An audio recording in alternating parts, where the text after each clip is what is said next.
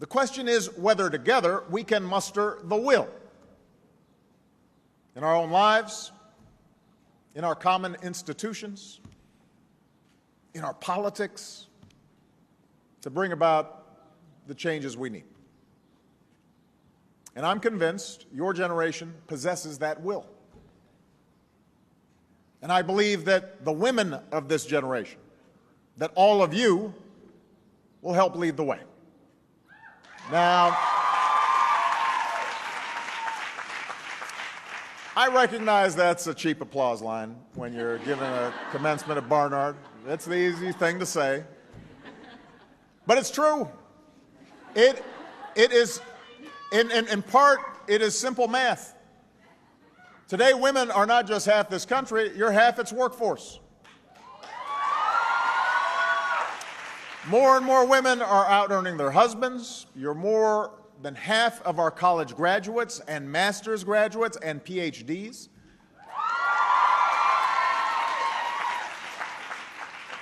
So you've got us outnumbered.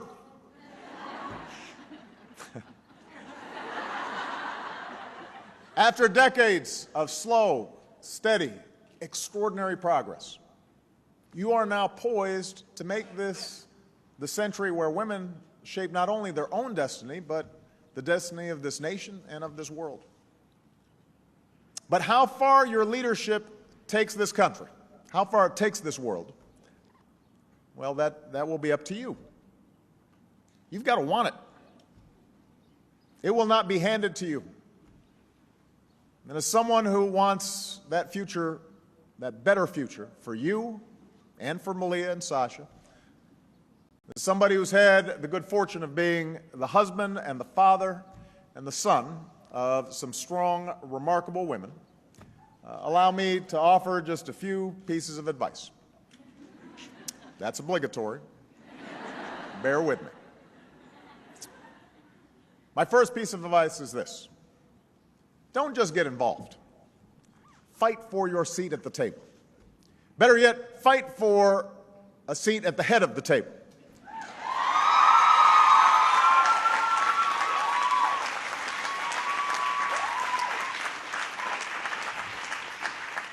It's been said that the most important role in our democracy is the role of citizen. And indeed, it was 225 years ago today that the Constitutional Convention opened in Philadelphia, and our founders, citizens all, began crafting an extraordinary document. Yes, it had its flaws, flaws that this nation has strived to protect over time. Questions of race and gender were unresolved. No women's signature graced the original document, although we can assume that there were founding mothers whispering smarter things in the ears of the founding fathers. I think that's almost certain. What made this document special was that it provided the space, the possibility for those who had been left out of our charter to fight their way in. It provided people the language to appeal to principles and ideals that broadened democracy's reach. It allowed for protest and movements and the dissemination of new ideas that would repeatedly, decade after decade, change the world. A constant forward movement that continues to this day. Our founders understood that America does not stand still. We are dynamic, not static. We look forward, not back. And now that new doors have been opened for you, you've got an obligation to seize those opportunities. You need to do this not just for yourself, but for those who don't yet enjoy the choices that you've had, the choices you will have. And one reason many workplaces still have outdated policies is because women only account for 3% of the CEOs at Fortune 500 companies. One reason we're actually refighting long-settled battles over women's rights is because women occupy fewer than 1 in 5 seats in Congress. Now, I'm not saying that the only way to achieve success is by climbing to the top of the corporate ladder or running for office, although, let's face it, Congress would get a lot more done if you did. That, I think, we're clear about.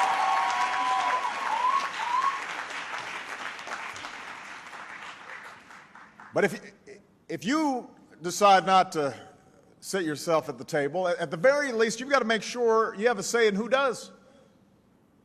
It matters. Before women like Barbara Mikulski and Olympia Snow and others got to Congress, just to take one example, much of federally funded research on diseases focused solely on their effects on men. It wasn't until women like Patsy Mink and Edith Green got to Congress and passed Title IX 40 years ago this year that we declared women too should be allowed to compete and win on America's playing fields.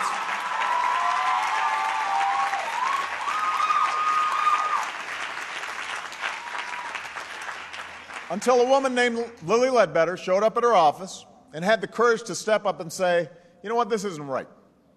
Women aren't being treated fairly. We lacked some of the tools we needed to uphold the basic principle of equal pay for equal work. So don't accept somebody else's construction of the way things ought to be. It's up to you to right wrongs.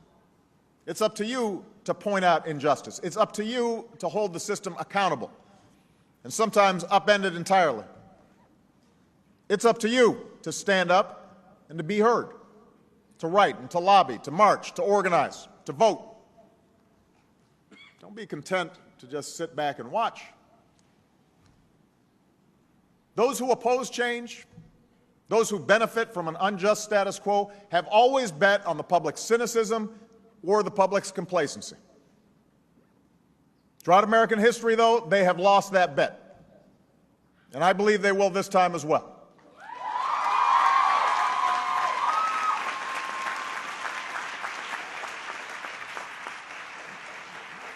But ultimately, class of 2012, that will depend on you. So don't wait for the person next to you to be the first to speak up for what's right. Because maybe, just maybe, they're waiting on you. Which brings me to my second piece of advice. Never underestimate the power of your example. The very fact that you are graduating, let alone that more women now graduate from college than men, is only possible because earlier generations of women, your mothers, your grandmothers, your aunts, shattered the myth that you couldn't or shouldn't be where you are. I think of a friend of mine who's the daughter of immigrants. When she was in high school, her guidance counselor told her, you know what, you're just not college material. You should think about becoming a secretary.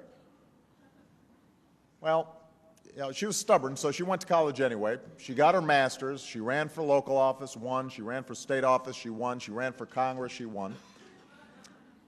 And lo and behold, Hilda Solis did end up becoming a secretary. She is America's Secretary of Labor.